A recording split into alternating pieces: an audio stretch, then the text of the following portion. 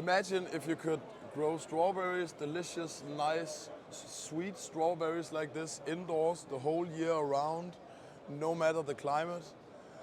A setup like this makes that possible. So in this video we're gonna go over the strawberry setup that Paris has developed, and we are gonna go through some things that you need to keep in mind if you want to build a system like this.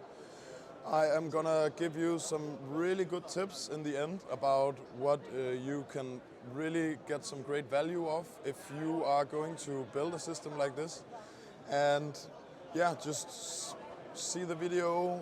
If there's something you like, if there's something you don't like, put it in the comment section. If you have any questions, let me know.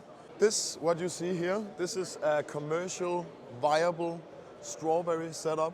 So this is the most efficient, viable strawberry setup vertically for a controlled environment agriculture. We can produce up to 4 kilos per plant per year.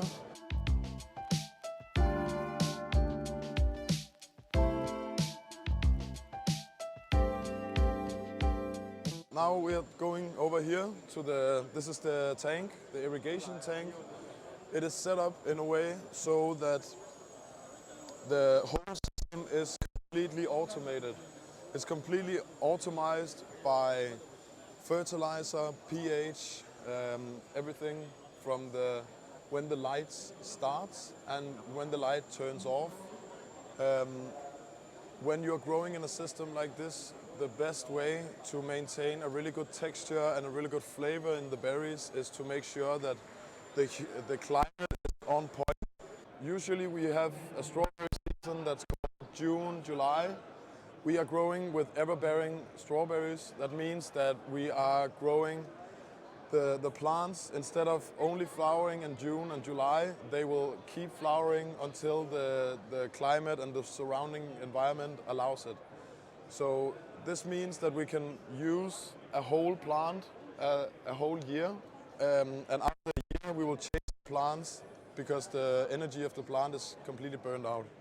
So the way that we do this is that after a year, in start of June, when the berries outside they start being ready to harvest it, we are taking the plants, throwing them away, putting in new plants, and then waiting 2 months until they start giving flowers and giving berries. And then when they start producing berries again, the outside season will be gone, and then now you can raise the prices a little again, because then we can produce strawberries local instead of they have to be imported from Africa or from Turkey. Something that's very important in this sense is the pesticides.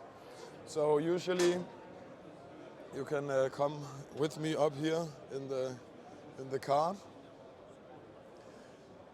Yeah, so we need to discuss the pesticides, and then we need to discuss the heights and the size of the facility, because we want to make a facility. If we should do the recommendation about how you should build it, you should build maximum 8 layers, because if you go above 8 layers, you cannot maintain the right climate in the bottom of the system and the top. So that's really important.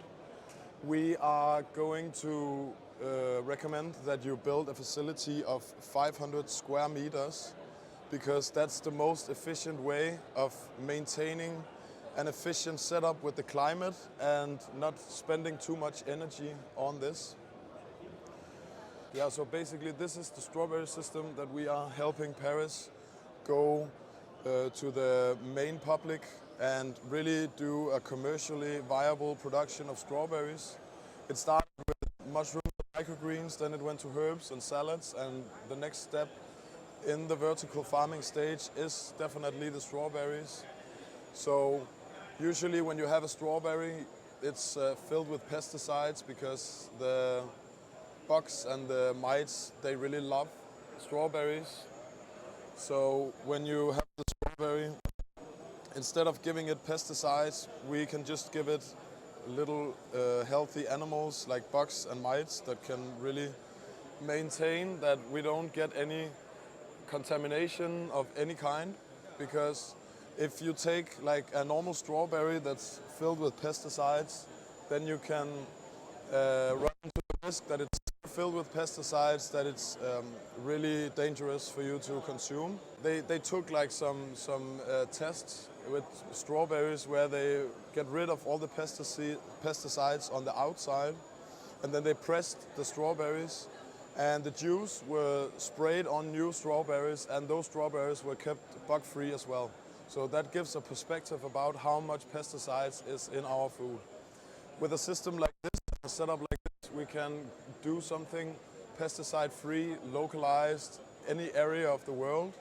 And yeah, so basically that's just what I wanted to show you. I wanted to show you this setup.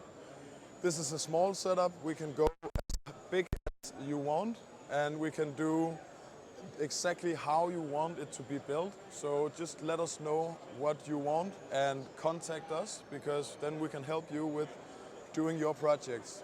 If you go to www.greengrowlight.com, then you can find the contact information on us, and then we can help you do the consulting on the next project that you're doing in your area of the world.